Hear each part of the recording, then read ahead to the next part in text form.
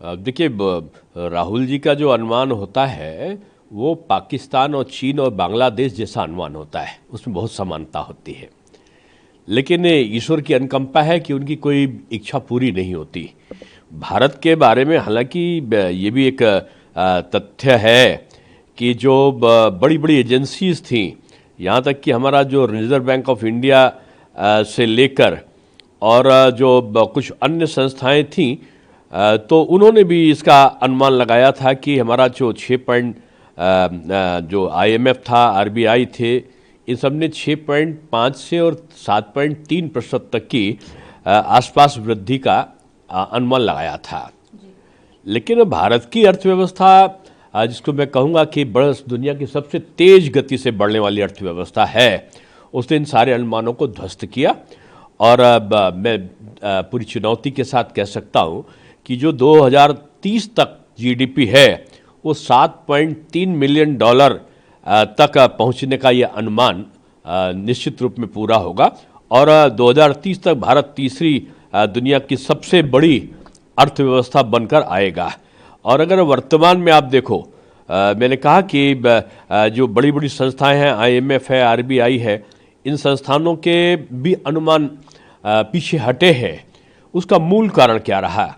हमारे जो अर्थनीति है, हमारे देश की प्रधानमंत्री जी के नेतृत्व में जो आर्थिक नियंत्रण की प्रवृत्ति है, उसका जादू है ये। हमने जो ओवरहेड एक्सपेंडिचर थे उनको कम किया। हमने साथ में जो एक मजबूत घरेलू मांग को प्रस्तुत किया, और साथ में सेवा क्षेत्र और निवेश में एक निवेश से हमारा ये अनुमान संभव हो सका कि हमने 7.4% का जो वार्षिक जीडीपी की दर है उसको प्राप्त करने की तरफ आगे बढ़े हैं। और ये अनुमान हमारे इन फ्यूचर के लिए हम कह सकते हैं कि जो वास्तविक जीडीपी है वो 201.90 लाख करोड़ रुपए की अनुमानित की गई है।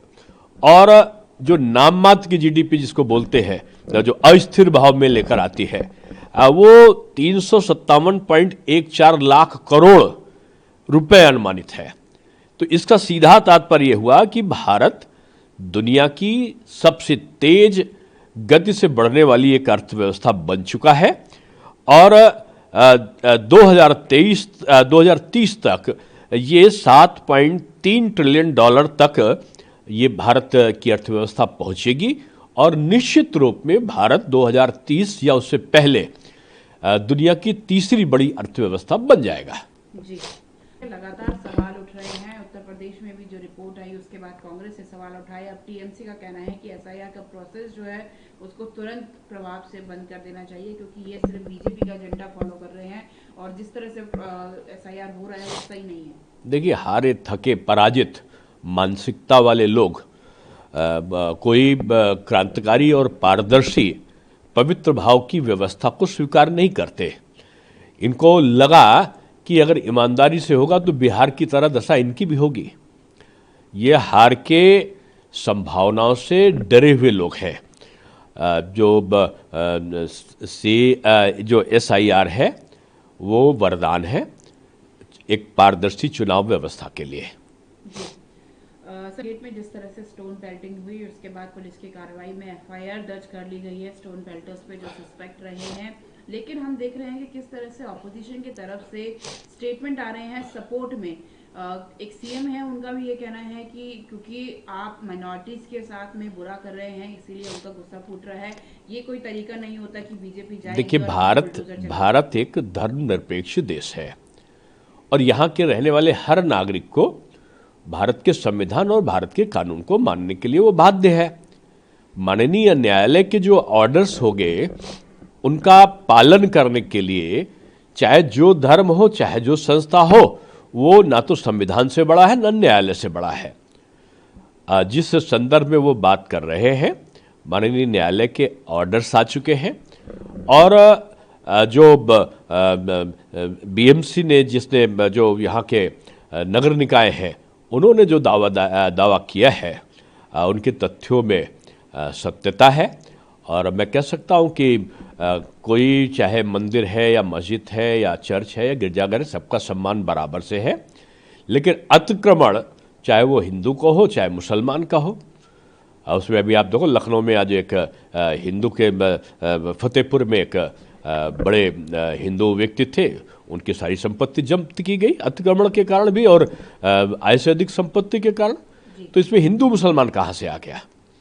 अगर आप अतिक्रमण करोगे, अवैध बारात घर बनाओगे, अवैध आप विभिन्न प्रकार के ऑफिसेस बनाओगे, तो आपको रहने देंगे तो दूसरे पर क्या प्रभाव पड़ेगा?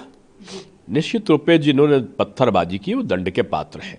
सर, जेएनयू में मोदी और शाह की खबर को लेके जैसे स्टेटमेंट वहाँ पे नारे लगाए गए, उसको लेके जो चीफ सिक्योरिटी ऑफिसर है उनके खिलाफ एफआईआर दर्ज हो गई है, और भी जो इस तरह के नारे में देखिए नारेबाजी लोग जो है उनमें भी शर्जील और जो कहना चाहिए उमर खालिद और ऐसे लोगों की जो का जो जिन्न है विचारधारा का, वो अभी भी कुछ लोगों हैं जिनमें बचा हुआ है, और ऐसे लोग की इंतजार तिहाड़ जेल कर रहा बड़ी बेसब्री से। ये चिन्हित हुए हैं, इनकी पहचान हुई है, और निश्चित रूप में इनके कर्म के अनुसार स्वागत की तैयारी पुलिस ने कर ली है। एक आखिरी सवाल, बीजेपी कल कर्नाटका में उसको मारा गया, उसके कपड़े फाड़े गए, वुमन कार्यकर्ता है जिसका इशू भी उठाया गया, लेकिन उस पर सीएम का स्टेटमेंट आता है, उनका कहना है कि वो वुमेन ने अपने कपड़े खुद फाड़े और वो पुलिस ऑफिसर्स जो है उनको काटने के लिए भाग रही थी जब उसे अरेस्ट करने के लिए। अब एक मुख्यमंत्री ऐसे जिम्मेदार पद पर व्यक्ति इतनी शर्मनाक वक्तव्य देगा तो भारत की खासतौर से कर्नाटक की जो महिलाएं हैं उनके सम्मान की रक्षा कैसे होगी? कांग्रेस में महिलाओं का सम्मान नहीं है, भले ही आदरणीय सोनिया जी और प्रियंका जी उनकी नेता हों, लेकिन दोयम दर्जे का नेतृत्व और मान्यता वहाँ की महिलाओं का है। और मैं कह सकता हूँ कि न केवल वो भी दंड के पात्र हैं, बल्कि मुख्यमंत्री भी अपराध के कटघरे में आते हैं अगर वो इस प्रकार का वक्तव्य अपराधी के पक्ष में देते हैं।